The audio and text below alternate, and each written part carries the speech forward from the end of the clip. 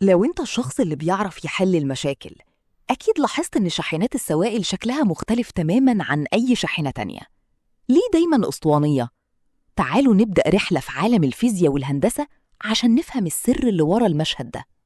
لو ركزت في العربيات النقل اللي حواليك، هتلاقي قاعدة غريبة. شاحنات العفش والأجهزة دايماً عبارة عن صناديق مكعبة مربعة، لكن شاحنات السوائل، لبن، بنزين، مواد كيميائية، دايماً وبدون استثناء أسطوانات معدنية ضخمة. أول حاجة هتيجي في دماغك كشخص بيفكر بذكاء، مش الصندوق المربع بياخد كمية سائل أكبر بكتير في نفس المساحة؟ نظرياً صح، لكن عملياً لو نقلنا السوائل في صندوق مستطيل، النتيجة هتكون كارثة حقيقية على الطريق. تعالوا نفهم ليه. عشان تفهم اللغز لازم تبص على الفيزياء. السائل لما بتملاه في وعاء بيتحرك ما بيفضلش ساكت. السائل بيضغط باستمرار وبقوة لبره، وبيعمل ضغط شديد جدا على جدران الخزان من كل ناحية. في الخزان المستطيل الضغط ما بيتوزعش بالتساوي، بل بيتركز بقوة عند الزوايا والحواف، ومع كل مطب أو فرملة السائل بيضرب الزوايا دي بقوة تأثير المطرقة.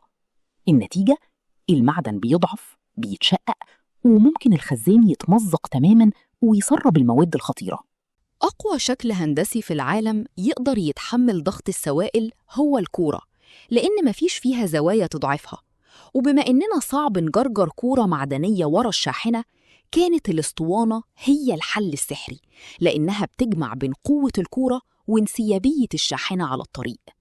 الضغط مش هو المشكلة الوحيدة، في عامل أخطر وهو حركة السائل. تخيل نفسك شايل صينية مليانة مية وبتمشي بيها. المية هتندفع بقوة من اليمين للشمال مع كل خطوة. ده بالظبط اللي بيحصل جوه الشاحنة وهي ماشية في الملفات.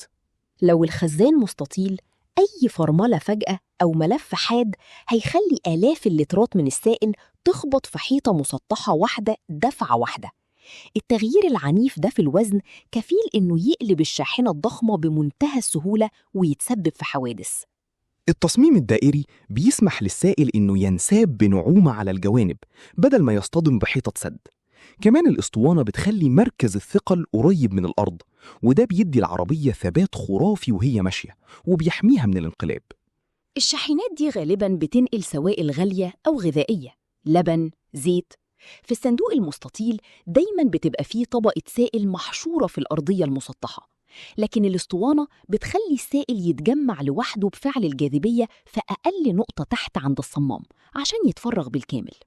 الزوايا في الخزانات المستطيلة تعتبر فندق 5 نجوم لتجمع البقايا وتكاثر البكتيريا. تنظيف الزوايا دي بيبقى كابوس، وممكن يفسد شحنات كاملة من السوائل الغذائية بسبب التلوث اللي مش باين. الخزان الأسطواني ما عندوش أي زوايا مستخبية. سطحه الأملس الدائري بيخلي عملية غسله وتعقيمه بالكامل سهلة وسريعة جداً. عشان كده هو الخيار رقم 1 لسلامة الأكل والشرب بتاعنا. طب دلوقتي ليه الأسطوانة تكسب دايماً؟ توزيع الضغط متساوي وآمن في الأسطوانة، ومدمر في زوايا المستطيل. الثبات، الأسطوانة انسيابية ومركز ثقلها منخفض، المستطيل خطر انقلابه عالي. التنظيف، الأسطوانة مثالية للغذاء وسهلة التعقيم، المستطيل بيجمع بكتيريا.